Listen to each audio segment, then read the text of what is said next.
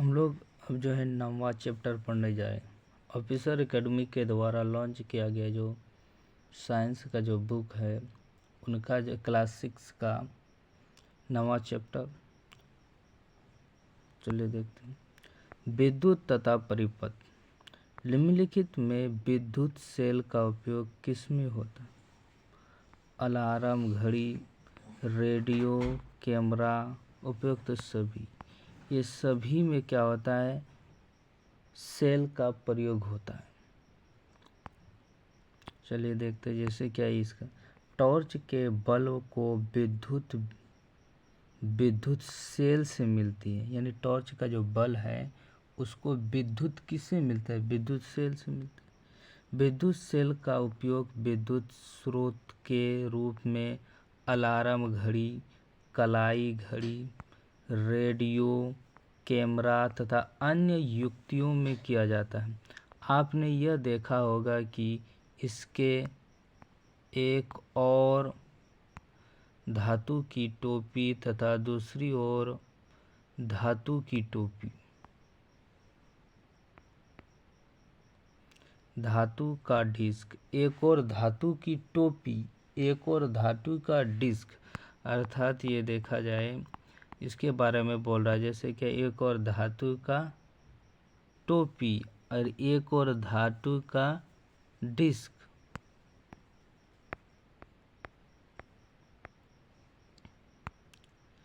होती हैं। क्या आपने विद्युत सेल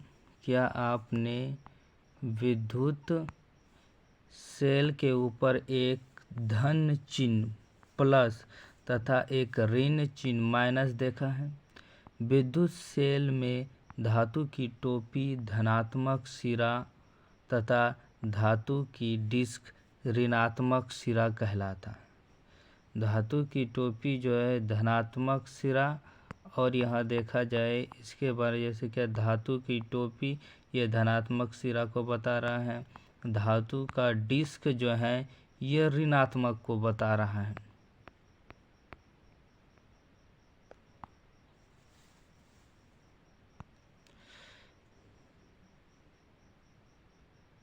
सभी विद्युत सेलों में दो सिरे होते हैं। विद्युत सेल होते हैं दो सिरे, जिनमें एक धनात्मक टर्मिनल सिरा, दूसरा ऋणात्मक टर्मिनल सिरा।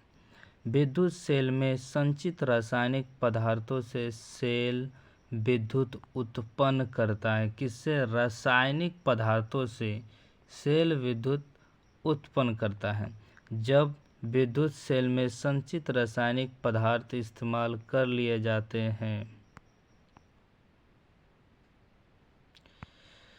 निम्नलिखित कथनों पर विचार करें। सेल के एक तरफ अधातु की टोपी तथा दूसरे तरफ अधातु का डिस्क, जबकि हम ऊपर में पढ़े धातु का टोपी, धातु का डिस्क, या अधातु की चर्चा, ये तो गलत है।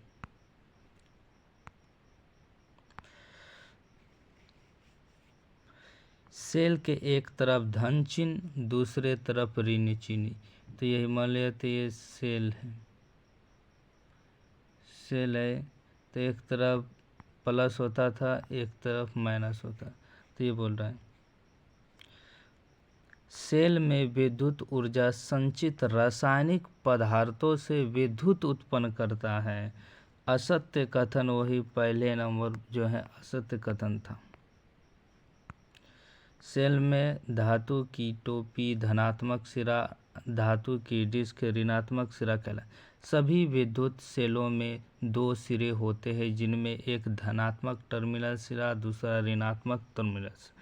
विद्युत सेल में संचित रासायनिक पदार्थ से सेल विद्युत उत्पन्न करता है। जब विद्युत सेल में संचित रासायनिक पदार्थ इस्तेमाल कर लिया जाए।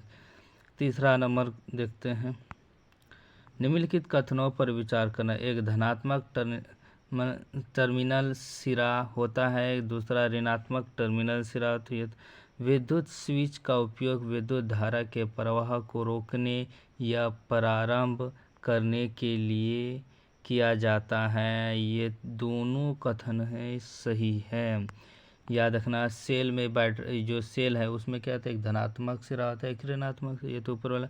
और विद्युत स्विच यानी हम लोग जो बटन का प्रयोग करते हैं, जैसे क्या होता है जब पंखा को या फैन को चलाने का मन होता है तो स्विच ऑन कर लेते हैं, तो वो क्या है, विद्युत धारा उसमें चला गया जब स्विच ऑन करें।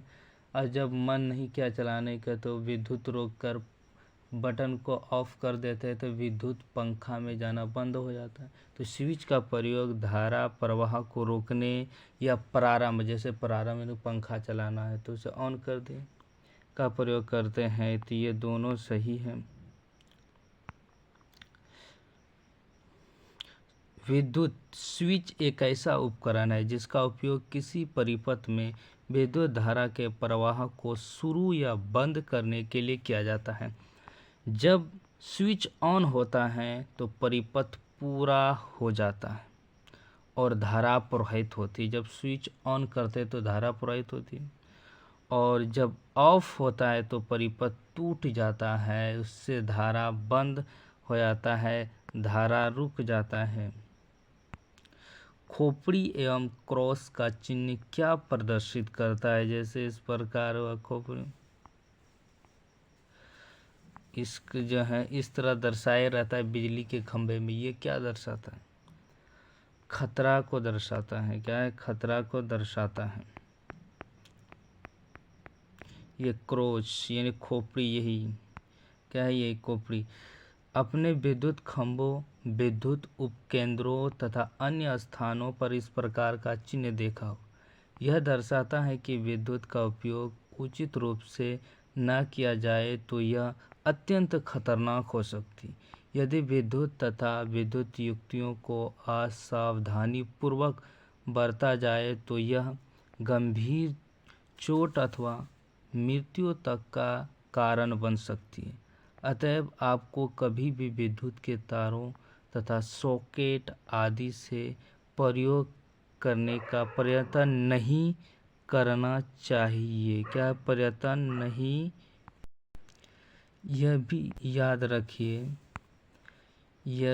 रखिए कि सुबह ब्रह्मजनित्र पोर्टेबल जनरेटर द्वारा उत्पन्न विद्युत भी इतनी ही खतरनाक है। विद्युत संबंधित सभी क्रियाकलापों के लिए केवल आयरन बैटरी का ही उपयोग करना चाहिए। 5वां नंबर क्वेश्चन देखते हैं। विद्युत बल्बों की संरचना के बारे में कौन सा कथन सही नहीं है? प्रकाश उत्सर्जित करने वाले पतले तार को बल्ब का तंतु कहते हैं। यह तंतु दो मोटे तारों के बीच लगा होता है। दोनों मोटा तार बल्ब की सतह पर धातु के ढांचे से जुड़ा हुआ होता है। इस प्रकार विद्युत सेल तथा विद्युत बल्ब दोनों में ही दो टर्मिनल होते हैं। तो इसमें पूछा है कथन सही नहीं है। सी नंबर जो है कथन सही। देखते ही मान लेते हैं।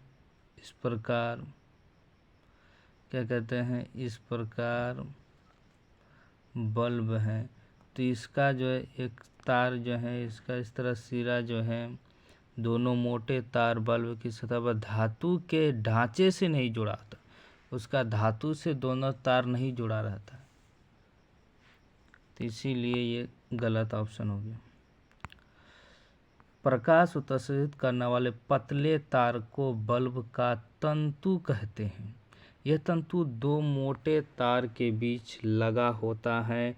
जैसे क्या है, ये मान लेते बल्ब है तो इसके अंदर देखना ये इस तरह फिलामेंट रहता है, इसे तंतु, इसे मोटे तार से बीच में फिलामेंट बना रहता था। यह मोटे तार तंतु को आधार प्रदान करते हैं। इन मोटे तार में से एक मोटा तार बल्ब की सतह पर धातु के ढांचे से जुड़ा होता, दूसरा मोटा तार आधार केंद्र पर धातु के नोक से जुड़ा होता। बल्ब के आधार पर धातु का ढांचा, धातु की नोक, बल्ब के दो टर्मिनल हैं। यह दोनों टर्मिनल इस प्रकार लगाए जाते हैं कि एक दूसरे को ना छुए।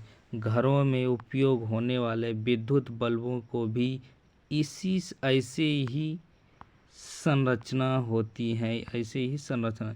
प्रकाश उत्सर्जित करने वाले पतले तार को बल्ब का तंतु कहा जाता है। क्या कहते हैं? प्रकाश उत्सर्जित करने वाले पतले तार को बल्ब का तंतु कहते हैं। यह तंतु दो मोड़ के बीच लगा होता है। 7वां नंबर क्वेश्चन, निम्नलिखित पर विचार करें। रबर बैंड, टैप, मानवल शरीर, एल्युमिनियम की पत्ती उपयुक्त में से कौन विद्युत चालक का उदाहरण है? तो याद रखना, रबर बैंड नहीं होगा, टेप नहीं होगा, मानव शरीर, एल्युमिनियम पत्ती, ये दोनों 3 और 4 जो हैं विद्युत चालक। विद्युत चालक किसे कहता है? वैसा धातु जिससे विद्युत जो है जाता हो। जैसे क्या है? प्लास्टिक। क्या प्लास्टिक से विद्युत आर पार होगा? नहीं होगा। लोहे के ले लो तो इससे क्या विद्युत आर पार होगा? तो इससे विद्युत, वैसा वस्तु जो विद्युत का चालन करता है, विद्युत को अपने धारा को आर पार करने देता है, उसे विद्युत चालक कहलाता है। विद्युत को बल्ब के साथ तारों को जोड़ने के लिए आप विद्युत रोधी टैप, बिजली के मिस्त्रियों द्वारा उपयोग किए जाने वाली, और यानी क्या कहते हैं, क्या है, विद्युत रोधी टैप। जैसे बिजलियों के तार में जब कहीं कट फट गया या टूटा हुआ है, ये उसे जोड़ना है तो इसमें क्या होता है, जोड़ के उसके ऊपर टेप लगा देते ऊपर से। ये कहता है ये जो है विद्युत रोधी हुआ।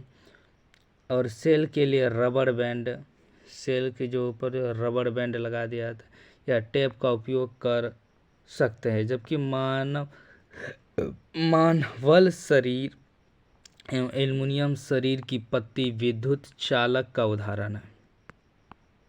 8वां नंबर को, निम्नलिखित में सही कथन की पहचान कीजिए। विद्युत रोधी पदार्थ अपने अंदर से विद्युत धारा को प्रवाह होने देता। ये गलत कथन। सही कथन की पहचान करना और उपयुक्त में से सही कथन कौन नहीं, सही कथन कौन नहीं है, इन्हें पर उपयुक्त में सही कथन कौन नहीं है, इनमें सही कथन कौन? तो एक है विद्युत रोधी पदार्थ। विद्युत रोधी पदार्थ किसे? वैसा पदार्थ जो अपने अंदर से विद्युत को पार नहीं करने देता है, उसे विद्युत रोधी पदार्थ। जैसे प्लास्टिक हो गया, कांच हो गया, लकड़ी हो गया, ये सब विद्युत रोधी पदार्थ, क्योंकि इससे धारा प्रवाहित नहीं होगा। तो ये जो है, तो ये बोला विद्युत रोधी पदार्थ अपने अंदर से विद्युत धारा प्रवाह होने देता है। धारा प्रवाह नहीं था, अपने अंदर से धारा प्रवाह नहीं होने देता है। जबकि ये कह रहा है होने देता है, कहीं प्लास्टिक विद्युत धारा प्रवाहित होगा? नहीं होगा। तो इसलिए गलत कथन यही है। विद्युत चालक पदार्थ अपने अंदर विद्युत धारा को प्रवाहित होने देता है, ये सही है। तो गलत कथन जो तो गलत है उसी को। जो पदार्थ विद्युत धारा का प्रवाह होने देता है वे विद्युत चालक है। विद्युत रोधक अपने अंदर विद्युत धारा को प्रवाहित नहीं होने देते। 9वां क्वेश्चन देखते हैं। विद्युत बल्ब का फ्यूज होने का कारण निम्नलिखित में कौन हो सकता है? बल्ब के तंतु का खंडित होना। विद्युत बल्ब का फ्यूज होने का कारण, यानी विद्युत बल्ब है वो फ्यूज हो गया, इसका क्या कारण है, इसका क्या रीजन है कि वो बल्ब फ्यूज हो गया? बल्ब के तंतु का खंडित होना, टर्मिनलों के बीच विद्युत धारा पथ से धारा से रुकावट होना, टर्मिनल का काम नहीं करना, विद्युत बल्ब के तंतु का खंडित हो जाना। तो इसी कंडीशन में जो है तार क्या कहते हैं, बल्ब फ्यूज जाता है।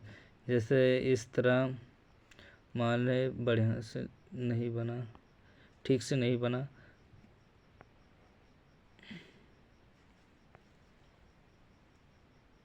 मान लेते ये बल्ब है, उसके अंदर एक फिलामेंट है, तो यहीं से कट गया, यहीं से ये टूट गया, तो इससे क्या होगा, बल्ब तो जलेगा नहीं। तो यही विद्युत क्या है, तंतु का खंडित होना, यही तंतु है खंडित होना, इस स्थिति में बल्ब जो है फ्यूज होना। विद्युत बल्ब कई कारणों से फ्यूज हो सकता है। इनमें एक कारण है बल्ब के तंतु का खंडित होना। बल्ब का तंतु खंडित होने के कारण विद्युत सेल के टर्मिनल के बीच विद्युत धारा का परिपथ टूट जाता है। इसीलिए फ्यूज बल्ब के तंतु से विद्युत धारा प्रवाहित न होने के कारण यह दीप्तमान नहीं होता है। विद्युत रोधी पदार्थ यानी वैसा पदार्थ जो विद्युत जाने नहीं देता है उसे विद्युत रोधी पदार्थ कहते हैं। प्लास्टिक हो गया, वायु हो गया, रबड़ हो गया, उपयुक्त सभी, ये सभी जो हैं विद्युत रोधी पदार्थ हैं। वायु, प्लास्टिक, रबड़। विद्युत चालक तथा विद्युत रोधक हमारे लिए समान रूप से महत्वपूर्ण है। स्विच, विद्युत प्लग, सॉकेट सुचालक पदार्थ से बनाए जाते हैं। स्विच हो गया, विद्युत प्लग हो गया, सॉकेट सुचालक पदार्थों से बनाया। दूसरी ओर विद्युत तारों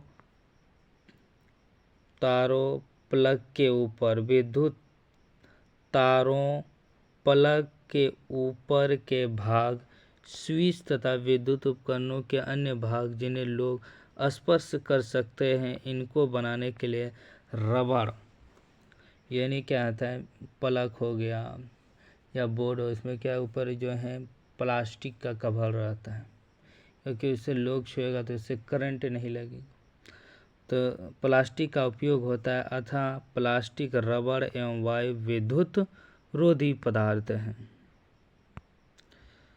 बंद विद्युत परिपथ में विद्युत कैसे प्रवाहित होती है? बंद विद्युत परिपथ में विद्युत कैसे प्रवाहित है? बंद परिपथ में विद्युत प्रवाहित नहीं होते। याद रखना, विद्युत धारा की दिशा विद्युत सेल के धनात्मक टर्मिनल से ऋणात्मक टर्मिनल की ओर चलता है। ये तो सही है। विद्युत धारा की दिशा याद रखना, विद्युत धारा की जो दिशा होती है वो प्लस से माइनस की ओर होता है, धनात्मक से ऋणात्मक, जबकि इलेक्ट्रॉन का प्रवाह जो है माइनस से प्लस की ओर होता है। तो इसलिए बी नंबर जो है सही है।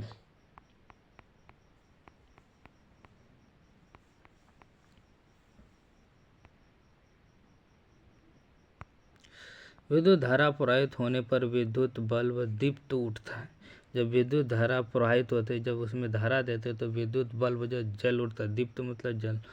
बंद विद्युत परिपथ में विद्युत धारा विद्युत सेल के एक टर्मिनल से दूसरे टर्मिनल तक प्रवाहित होती है, अतः धारा की दिशा विद्युत के धनात्मक टर्मिनल से ऋणात्मक यानी प्लस से माइनस की तरफ चलती है। एक सरल युक्ति है जो विद्युत धारा के प्रवाह को रोकने या प्रारंभ करने के लिए